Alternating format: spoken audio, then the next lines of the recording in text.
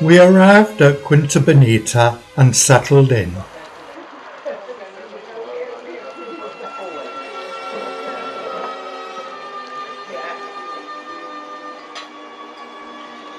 Next morning, after breakfast on the terrace, the bus took us to Burgo, where we explored the village and enjoyed a coffee before setting off on our cliff-top walk.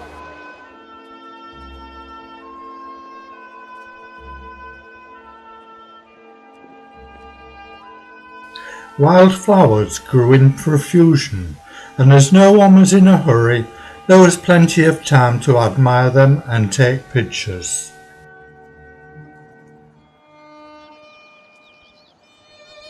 There's some rosemary growing. They do.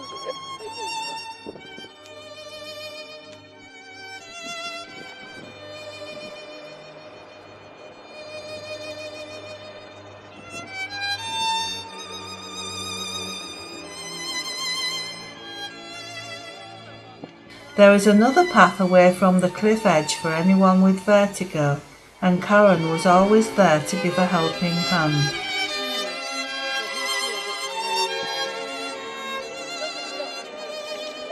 After a couple of rest stops, we reached the village of Lutz, where we enjoyed an ice cream before boarding the waiting bus. Dinner that night was at a nearby restaurant.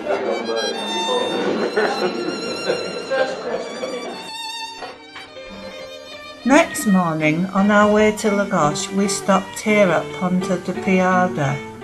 Some of our party walked down the cliff steps to the sea.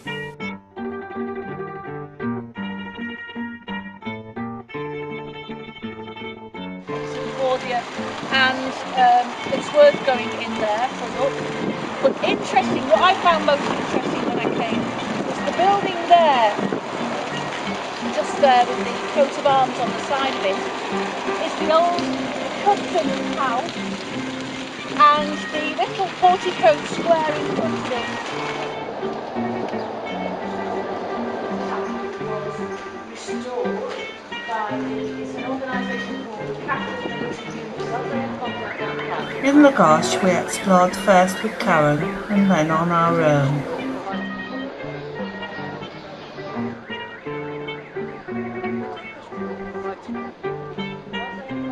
After lunch, we met up at the jetty for our boat trip.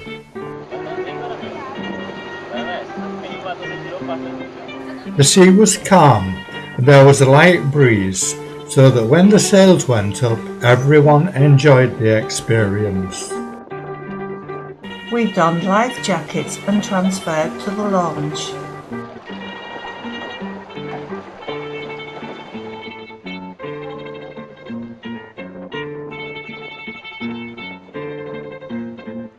The sea caves are justly famous and well worth seeing on a day like this.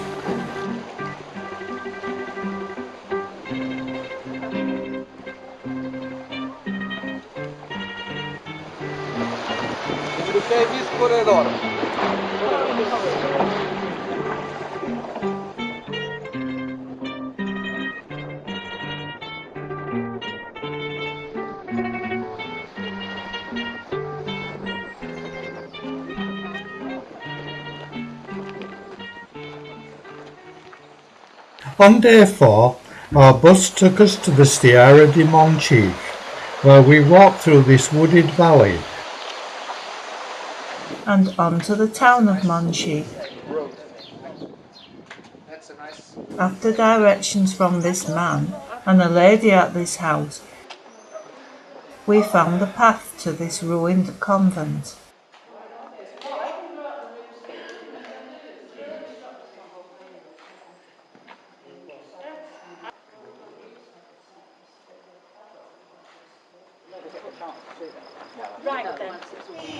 We returned to the town for lunch, and then drove up the mountain, and some climbed to the highest point. To end a very full day, we visited Maria's organic family winery. the competition between the plants are so strong that they need to go down. Very strong, very complex, very not easy to drink, like open a bottle and drink, like this, in the summer. Easy. That evening we dined at another local restaurant where we were entertained in the local style. Next day was a rest day, but we decided to follow a walk route suggested in the hotel information brochure and enjoyed a pleasant stroll through the fields and vineyards.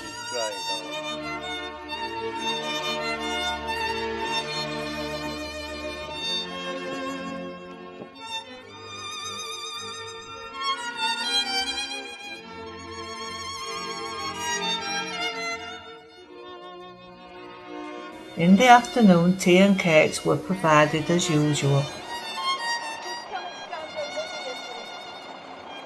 The following morning we drove to Cape St. Vincent and we explored the Sagres fortress with its curious pebble compass road attributed to Henry the Navigator, and the church which was restored after an earthquake in 1755. We set off on a leisurely walk around the headland, passing fishermen standing perilously close to the high cliff edge, and once again were delighted by the variety of flora and the views.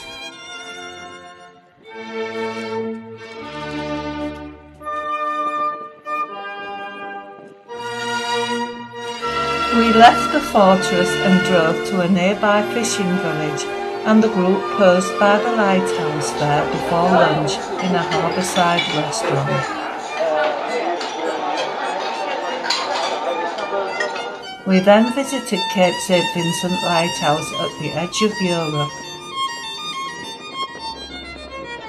Back at Quinta Bonita, snacks and wine tasting ended another enjoyable day.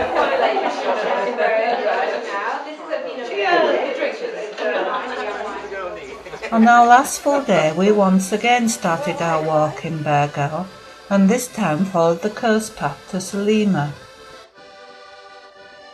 As Karen thought the second part of this walk might be difficult for some, our bus was waiting at the halfway point to take the less adventurous members of our party by road. Most of us continued and reached the river, where Karen waded in and helped everyone across the stepping stones.